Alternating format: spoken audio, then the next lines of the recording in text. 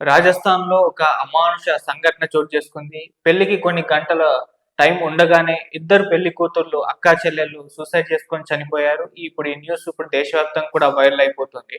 అసలేం జరిగింది ఈ ఘటనలో? మరి ఎవరిది ఇద్దరు అక్కా చెల్లెళ్ళు? పెళ్ళికి కొన్ని గంటల ముందే సూసైడ్ చేసుకొని చనిపోవాల్సిన అవసరం ఏమొచ్చింది? ఎందుకు సూసైడ్ చేసుకున్నారు? మరి దీనికి సంబంధించి పోలీసులు గావచ్చు, బంధువులు గావచ్చు ఏం చెప్తున్నారనేది మనం ఒకసారి చూద్దాం. ఇది రాజస్థాన్ రాష్ట్రంలోని జోధాపూర్ జిల్లాలోని మనాయ్ అనే ఒక గ్రామంలో ఈ సంఘటన చోటు చేసుకుంది.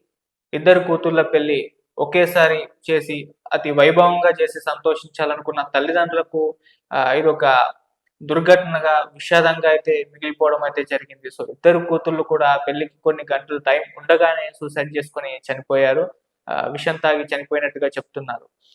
వీళ్ళు ఇద్దరు కూడా అక్కా చెల్లెళ్ళు. శోభ 25, అలాగే విమల 23. శనివారం రోజు వీళ్ళకు పెళ్లి కావాల్సి ఉండగా శుక్రవారం నైటే విషం తాగైతే చనిపోవడం అయితే జరిగింది. ఎందుకు ఈ విధంగా చేశారు అనే దానికి ఇంకా సరైన సమాధానాలు అయితే దొరకలేదు. వీళ్ళు చనిపోయిన తర్వాత బంధువులందరూ కూడా, తల్లిదండ్రులందరూ కూడా ఒక విషాదంలో, దుఃఖంలో మునిగిపోయారు. ఇక అక్కడికే అంత్యక్రియలు చేద్దామని చెప్పేసి భావించారు. అయితే వీళ్ళ మేనమామ ఒక ఆయన జస్వంత్ సింగ్ అనే చెప్పేస్తున్నారు. ఆయనకు వీళ్ళు సూసైడ్ చేసుకొని చనిపోవడం పట్ల ఒక అనుమానం అయితే వచ్చింది. ఈ విధంగా అంత్యక్రియలు చేసేస్తున్న నేపథ్యంలో ఆయన ఎళ్లి పోలీసులకు కంప్లెయింట్ ఇచ్చేసారు. నాకు దీని మీద అనుమానాలున్నాయి. మీరు ఇన్వెస్టిగేషన్ చేయండి అని చెప్పేస్తే వెంటనే పోలీసులు అక్కడికొచ్చేసారు. ఆ అంత్యక్రియల్ని ఆపారు. వాళ్ళ తర్వాత ఆ ఇద్దరు అక్కా చెల్లెళ్ళ మృతదేహాల్ని హాస్పిటల్‌కి తీసుకెళ్లారు. పోస్ట్‌మార్టం కూడా చేయించారు. వాళ్ళ శరీరాలు మొత్తం కూడా నీలం రంగులోకి మారాయంటే ఇది విష ప్రభావం వల్లనే జరిగింది. వీళ్ళు విషం తాగి ఆత్మహత్య చేసుకున్నారని చెప్పేసి పోలీసులు కూడా కన్ఫర్మ్ చేశారు. ఇక పోస్ట్‌మార్టం రిపోర్ట్ అయితే రావాల్సింది. అయితే వాళ్ళ మేనమామ ఆయన పేరు జస్వంత్ సింగ్ చెప్తున్నది ఏంటంటే, వీళ్ళిద్దరికీ గతంలోనే మ్యారేజ్ ఫిక్స్ అయిపోయింది. ఆ మ్యారేజ్ జరగాల్సుండగా వీళ్ళ బాబాయిలు ఆ పెళ్లిని బలవంతంగా ఆపేశారు. వేరే వాళ్ళని చేసుకోవాలని చెప్పేసి వాళ్ళ బాబాయిలే ఒత్తిడి తెచ్చారు.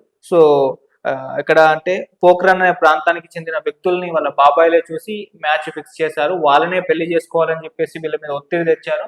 గతంలో ఫిక్స్ అయిన పెళ్లిని వాళ్ళు క్యాన్సల్ చేయడం జరిగింది. మరి ఈ కారణం వల్లే వాళ్ళు సూసైడ్ చేసుకొని ఉండొచ్చని చెప్పేసి ఆయన మేనమామ అయితే దీని మీద కామెంట్ చేయడం అయితే జరిగింది. ఆ రకంగా ఆయన అనుమానాలనైతే వ్యక్తం చేశారు.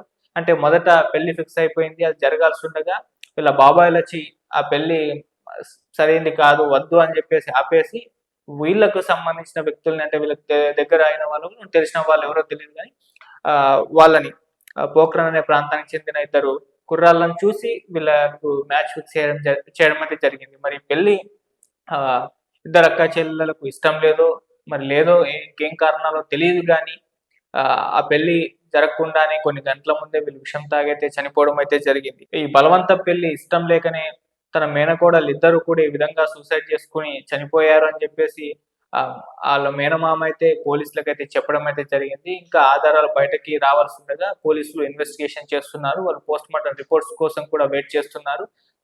ఫ్యామిలీలో ఉన్న అందరిని కూడా ఇన్వెస్టిగేషన్ చేసి అసలు ఏం జరిగిందా అని చెప్పేసి ఆహ్, తేల్చే అవకాశం అయితే ఉంది. ఏదేమైనా ఇప్పుడు ఈ ఘటన అందరిని కూడా కలిచివేస్తుంది.